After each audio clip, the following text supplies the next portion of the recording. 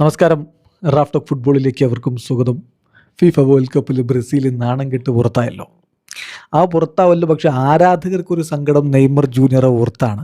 അദ്ദേഹം ഈ world cup കളിക്കാൻ വേണ്ടി ഏറെ ആഗ്രഹിച്ച് പരിക്കിൽ നിന്ന് കഷ്ടപ്പെട്ട് റിക്കവർ ചെയ്ത് വന്നിട്ട് വേണ്ട വിധത്തിൽ കോച്ച് ഉപയോഗപ്പെടുത്തിയോ എന്നൊരു ചോദ്യമാണ്. ആകെ 2 കളികളിൽ സബ്സ്റ്റിറ്റ്യൂട്ടായിട്ട് ഇറങ്ങി. ഇപ്പോൾ ഈ കളിയിൽ ഒരു 10-30 മിനിറ്റൊക്കെ അദ്ദേഹം സബ്സ്റ്റിറ്റ്യൂട്ടായിട്ട് ഉണ്ടായിരുന്നു.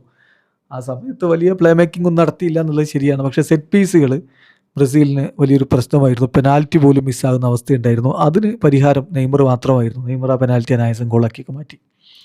ഇതിനുള്ള ചോദ്യം, അടുത്ത വേൾഡ് കപ്പിന് നെയ്മർ ഉണ്ടാകുമോ? ഒരു വിരമിക്കൽ ടോണിലാണ് നെയ്മർ ജൂനിയർ സംസാരിച്ചത് കളി കഴിഞ്ഞിട്ട്. ഇവിടെയാണ് ഞാൻ തുടങ്ങിയത്, ഇവിടെ തന്നെ ഞാൻ അവസാനിപ്പിക്കുന്നു, ഞാൻ പരിശ്രമിച്ചു എന്നൊക്കെയാണ് അദ്ദേഹം പറയുന്നത്. പക്ഷേ ഒഫീഷ്യൽ സ്റ്റേറ്റ്മെൻറ്റ് എന്ന രൂപത്തിൽ ഒന്നും അദ്ദേഹം ഇതുവരെ ഇറക്കിയിട്ടില്ലാത്തത് കൊണ്ട് വേണമെങ്കിൽ ആളുകൾക്ക് ഇനിയും പ്രതീക്ഷിക്കാം. അപ്പോൾ 2 ചോദ്യങ്ങളാണ്. വിരമിച്ചാൽ തിരിച്ചു വരാൻ പറ്റുമോ? അടുത്ത വേൾഡ് കപ്പ് കളിക്കാൻ പറ്റുമോ? ചില സുഹൃത്തുക്കളുടെ കമൻറ്റൊക്കെ ഉണ്ട്, വിരമിച്ചാൽ തിരിച്ചു വരാൻ പറ്റുമോ എന്ന്. അദ്ദേഹത്തിൻ്റെ മുന്നിൽ നല്ലൊരു ഉദാഹരണമില്ലേ വിരമിച്ചാൽ തിരിച്ചു വരാന്നുള്ളത്? മെസ്സി തന്നെ. മെസ്സി 2016 കോപ്പ അമേരിക്കയിൽ പെനാൽറ്റി ഗോളാക്കാൻ പറ്റാതെ ടീം പുറത്തായിട്ട് കരഞ്ഞ് കലങ്ങി നിന്നതൊക്കെ നിങ്ങൾക്ക് ഓർമ്മയില്ലേ? അങ്ങനെ കരഞ്ഞ് കലങ്ങി നിന്ന ലയണൽ മെസ്സി പിന്നീട് വിരമിക്കൽ പ്രഖ്യാപിച്ചു. ആ വിരമിച്ച മെസ്സിയാണ് പിന്നെ തിരികെ വന്നതും 2018 വേൾഡ് കപ്പ് കളിച്ച് പുറത്തായതും.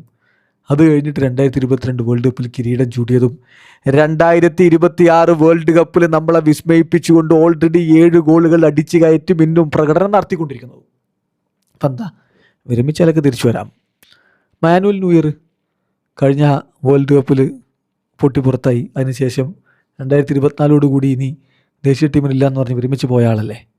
അദ്ദേഹം തിരിച്ചു വന്നിട്ടല്ലേ ഇത്തവണ ജർമ്മനിക്ക് വേണ്ടി ഗോൾ വല കാത്ത് വീണ്ടും നാണം കെട്ട് ജർമ്മനി പൊട്ടിപ്പുറത്തായപ്പോൾ ഒരിക്കൽ കൂടി വിരമിക്കൽ പ്രഖ്യാപിച്ചതൊക്കെ. അപ്പോൾ അതൊക്കെ സാധ്യമാണ്. പിന്നെ നെയ്മർക്ക് പ്രായം ഒരു പ്രശ്നമാണോ എന്നുള്ളതാണ്. അതായത് ഇപ്പോൾ മെസ്സി കളിക്കുന്ന പ്രായം, ഇപ്പോൾ ക്രിസ്ത്യാനോ കളിക്കുന്ന പ്രായം, ഇപ്പോൾ നമ്മുടെ ലുക്ക മോഡ്രിച്ച് കളിച്ച് പിരിഞ്ഞ പ്രായം, ഒസീഞ്ഞ കളിച്ച പ്രായമൊക്കെ നോക്കുമ്പോൾ നെയ്മർ അവരെക്കാളൊക്കെ ചെറുപ്പമാകൂടും അടുത്ത വേൾഡ് കപ്പിന് വരുമ്പോഴും. അടുത്ത വേൾഡ് കപ്പ് എന്ന് പറഞ്ഞാൽ പ്രധാനമായിട്ടും പോർച്ചുഗലിലും സ്പെയിനിലും മൊറോക്കോയിലും വെച്ചാണ് നടക്കുന്നത്. പക്ഷേ തുടക്കത്തിലെ കുറച്ച് മത്സരങ്ങൾ അങ്ങ് ലാറ്റിൻ അമേരിക്കയിൽ നടക്കുന്നുണ്ട്. അർജൻറ്റീനയിലും അതുപോലെ ഉറുഗ്വായിലും പിന്നെ പരാഗ്വയിലും ഒക്കെ ആയിട്ട്. എന്നാൽ അന്ന് ആ വേൾഡ് കപ്പിലേക്ക് എത്തുമ്പോൾ നെയ്മറുടെ പ്രായം 38 വയസ്സായിരിക്കും. 2030 ഫെബ്രുവരിയിൽ അദ്ദേഹത്തിന് 38 വയസ്സാവും. ജൂണിലാണ് കളി ഉണ്ടാവുക. പിന്നെ അത് ലയണൽ മെസ്സിക്ക് ഇപ്പോൾ ഉള്ള 39 വയസ്സിനേക്കാൾ കുറവാണ്. ക്രിസ്ത്യാനോ റൊണാൾഡോക്കുള്ള ഇപ്പോൾ ഉള്ള 41 വയസ്സിനേക്കാൾ കുറവാണ്. സോ നെയ്മർ വിചാരിക്കുകയാണെങ്കിൽ അദ്ദേഹത്തിന് വീണ്ടും വേൾഡ് കപ്പ് കളിക്കാവുന്നതാണ്. 2030 വരെ ഏതായാലും കാർലോ അഞ്ചലോട്ടിയെ ബ്രസീൽ ടീം കോച്ചാക്കി വെച്ചിട്ടുണ്ട്. അദ്ദേഹത്തെ ഇനിയിപ്പോൾ സാക്ക് ചെയ്യുമോ അതിന് തൊട്ട് പിന്നാലെ എന്നൊന്നും പറയാൻ പറ്റില്ല. 4 കൊല്ലം എന്ന് പറഞ്ഞ ഒരു വലിയ സൈക്കിളാണ്. അതൊക്കെ എപ്പോഴും മാറാം. പക്ഷേ ഇപ്പോൾ 2030 വരെ അദ്ദേഹത്തിന് കോൺട്രാക്റ്റ് ഉണ്ട്. അദ്ദേഹം നെയ്മറെ കളിപ്പിക്കുമോ അടുത്ത വേൾഡ് കപ്പിന്? നെയ്മർ തയ്യാറാകുമോ എന്നുള്ള ചോദ്യമാണ്.